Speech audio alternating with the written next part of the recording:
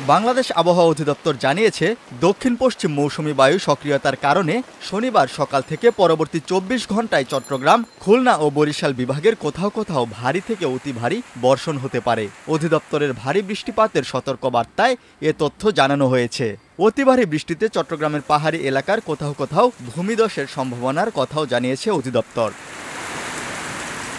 সাধারণত ২৪ ঘন্টায় ১ থেকে ১০ মিলিমিটার বৃষ্টি হলে হালকা, ১১ থেকে ২২ মিলিমিটার বৃষ্টি হলে মাঝারি, ২৩ থেকে ৪৩ মিলিমিটার বৃষ্টি হলে মাঝারি ধরনের ভারী, ৪৪ থেকে ৮৮ মিলিমিটার বৃষ্টি হলে ভারী এবং ৮৮ মিলিমিটারের বেশি বৃষ্টি রেকর্ড হলে সেটিকে বলা হয়ে থাকে অতি ভারী বৃষ্টিপাত।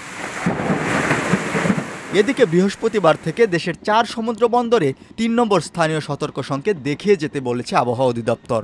আবহাওয়ার নিয়মিত বুলেটিনে বলা হয়, শনিবার সকাল ৯টা থেকে পরবর্তী ২৪ ঘন্টায় খুলনা, বরিশাল, চট্টগ্রাম ও সিলেট বিভাগের অধিকাংশ জায়গায় এবং রংপুর, রাজশাহী, ঢাকা ও ময়মনসিংহ বিভাগের অনেক জায়গায় অস্থায়ীভাবে দমকা হাওয়াসহ হালকা থেকে মাঝারি ধরনের বৃষ্টি বা বজ্রসহ বৃষ্টি হতে পারে। সেই সঙ্গে সারা দেশের কোথাও কোথাও মাঝারি ধরনের ভারী থেকে অতি ভারী বৃষ্টি হতে পারে।